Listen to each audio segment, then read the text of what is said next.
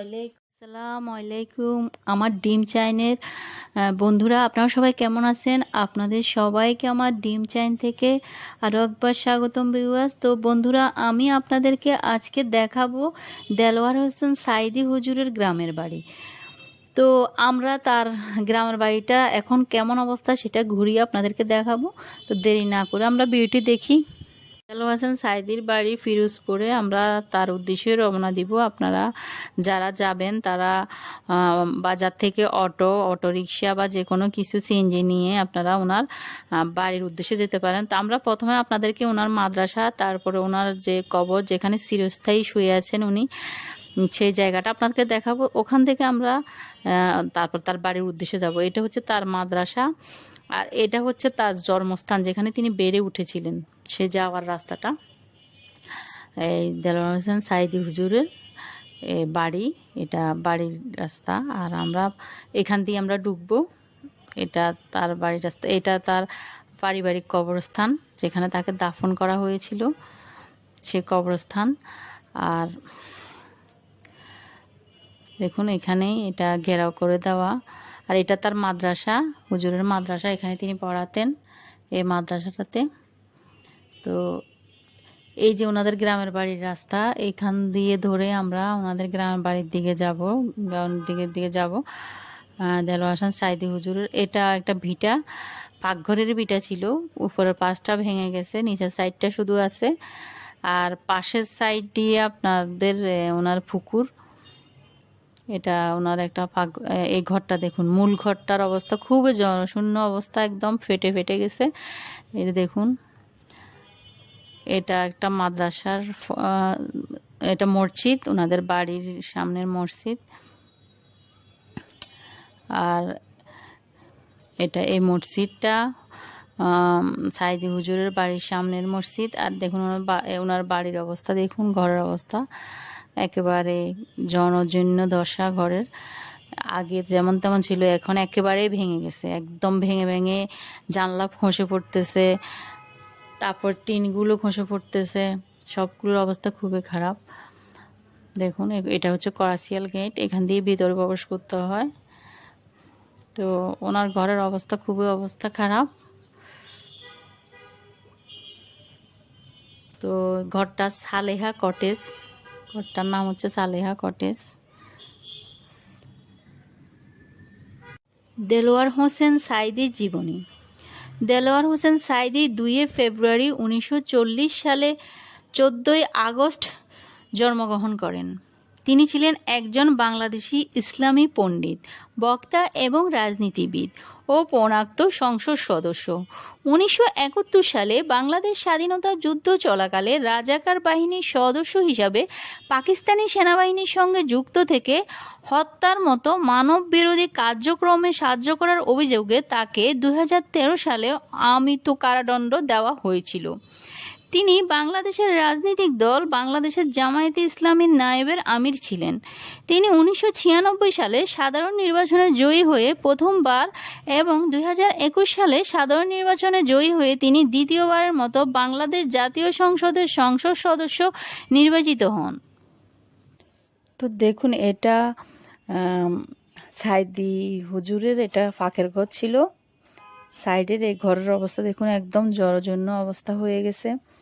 আর এটা পাকের ঘরের ভিটি ছিল পুকুরের পাশে, দেখুন একদম ভিটাটাই আছে, উপরটা ভেঙে পড়ে গেছে।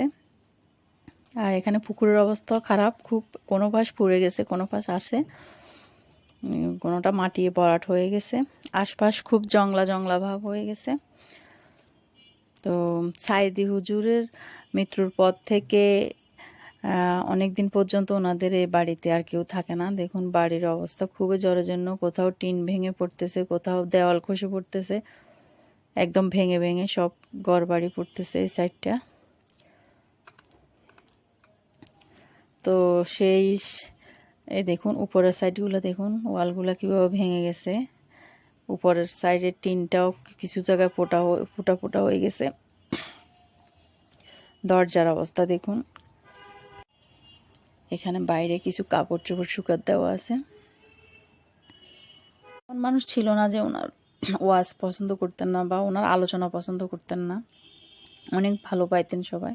ঘরের ভিতরের অবস্থাগুলো দেখেন, ঘরের ভিতরের অবস্থা আরও প্রচণ্ড খারাপ। বৃষ্টির পানি পড়ে একদম ভিজে ভিজে অবস্থা কি হয়েছে দেখুন ভিতরের অবস্থাগুলো। এই যে মেঝের অবস্থা, ভিতরের অবস্থাগুলো খুবই খারাপ। সাইদি হুজুরের বাড়ি একেবারে জরাজীর্ণ হয়ে একেবারে শেষে দরমার উপরগুলি ভেঙে ভেঙে পড়তেছে। পুরো বাড়িটাই একদম অবস্থা খারাপ। আমরা এখন কিছু হুজুরের সেই সময়ের আলোচনা বা ওয়াজ শুনব। এই সাইডগুলো উঠানের মতো, এখানে কাপড় চোপড় শুকাত দেওয়া হয়। আর এই পাশটা হচ্ছে ওনাদের মূল ঘর। ওনার ঘরের জানালার কপাট খুলে পড়েছে, দেখুন গ্রিলগুলো জনজন্য হয়ে গেছে, কিছু কপাট খুলে পড়ে গেছে, দেওয়ালের ইটগুলো খসে যাচ্ছে, জানালাগুলো ভাঙা ভাঙা একদম। তো ওই ওনার বাড়ির আগের অবস্থা 98, 2002 যেমন ছিল তেমনটি এখন আর নেই। এখনকার অবস্থা আরও খুবই খারাপ। জানলা দরজা খসে খসে কয়েকগুলি পড়ে গেছে, কোথাও বা ইট খুলে আস্তর খুলে পড়ে গেছে। ওনার বাড়ির অনেক জরাজীর্ণ অবস্থা, দেখুন দেওয়ালে ফাটল ধরে আছে। তারপরে এ পাশের দেওয়াল থেকে আস্তরগুলো খুলে খুলে পড়ে গেছে, জানলাগুলো খুলে একেবারে পড়ে গেছে নাই। টিনের অবস্থাও খুবই খারাপ, ভিতরে অঝোর ধারায় পানি পড়ে। বৃষ্টি হলে একদম পানি, দেখুন পানি জমে যায়। এই যে টিনগুলো দেখেন ভেঙে গেছে একদম। তো সেই ওনার ঘরটার অবস্থা খুবই খারাপ। এই যে এইটা হচ্ছে সামনের সেই করাসিয়াল গেটটাও নাই, খুলে পড়ে গেছে দেখুন। এদিকের অবস্থা, ঘরের অবস্থা প্রচণ্ড খারাপ। আর ওনাদের বাড়িটা কিন্তু খুবই সুন্দর, ঢুকতে একদম খোলামেলা পরিবেশ, কিন্তু বাড়ির অবস্থা দেখুন একদম জরাজীর্ণ হয়ে গেছে। তো উনি তখনকার সময় ইসলামিক একজন ভালো বক্তা ছিল, দেলোয়ার হোসেন সাইদি। ওনার ওয়াজ খুব জনপ্রিয় ছিল, খুব সুন্দর ওয়াজ করতেন তিনি দেশের বিভিন্ন প্রান্তে গিয়ে। অনেক মানুষ ছিল না, মানে আজ আমাকে কথা বলতেই হবে ইনশাআল্লাহ, কারণ আগামীতে আবার আপনাদের সাথে দেখা হবে কিনা আমি জানি না।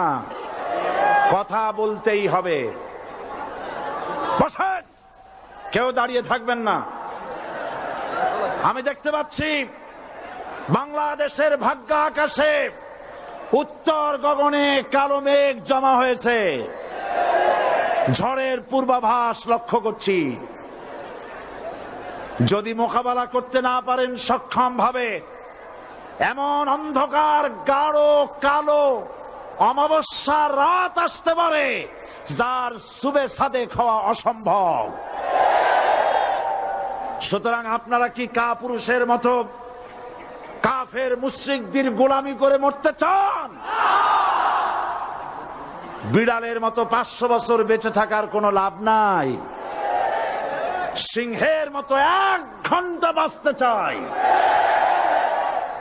আমাদেরকে বলা হয় সাম্প্রদায়িক উস্কানিমূলক কথা নাকি আমি বলি।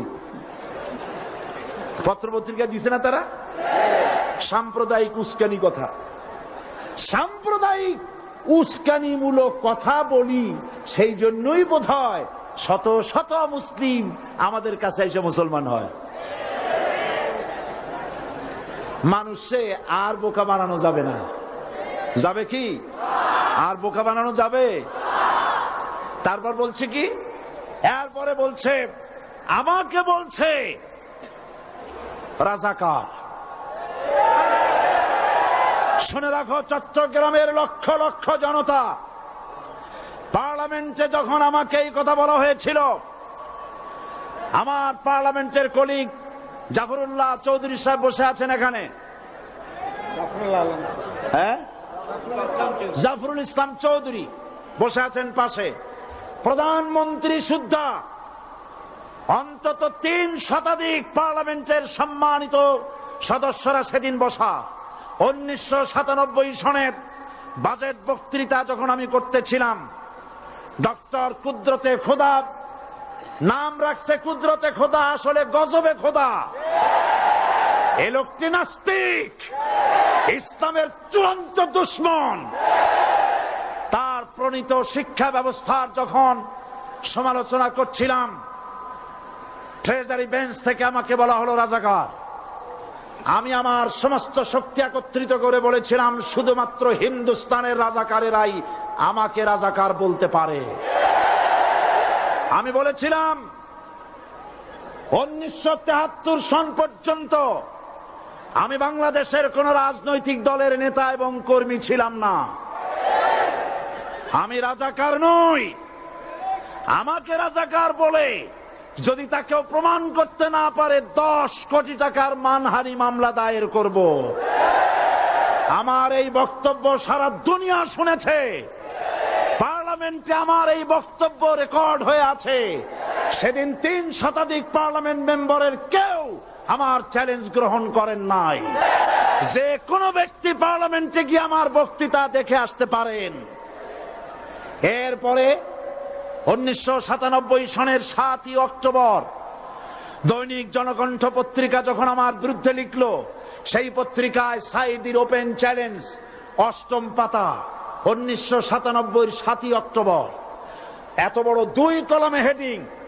সেখানে আমি বলেছি বাংলাদেশের সকল সাংবাদিক, গোয়েন্দা বিভাগ, বাংলাদেশের সকল বুদ্ধিজীবীকে আমি আমার পিরোজপুরে আমন্ত্রণ করছি। আমার উপস্থিতিতে যদি কেউ প্রমাণ করতে পারে বাংলাদেশের স্বাধীনতা যুদ্ধের বিরুদ্ধে আমার কোনো ভূমিকা ছিল, সজ্ঞানে স্বেচ্ছায় জাতীয় সংসদের সদস্য পদ থেকে পদত্যাগ করব। 3 বছর পার হয়ে গেছে, আজ পর্যন্ত কেউ এই চ্যালেঞ্জের মোকাবেলা করে নাই। সুতরাং আমাকে যারা রাজাকার বলবে তারা পিতৃ পরিচয়। ভিউয়ার্স, আমার ভিডিওটি যদি ভালো লেগে থাকে প্লিজ আমার চ্যানেলটি সাবস্ক্রাইব করে দেবেন, পাশে থাকা ঘন্টা বাজিয়ে দেবেন যেন আমার নতুন ভিডিও দেওয়া মাত্রই আপনারা পেয়ে যান।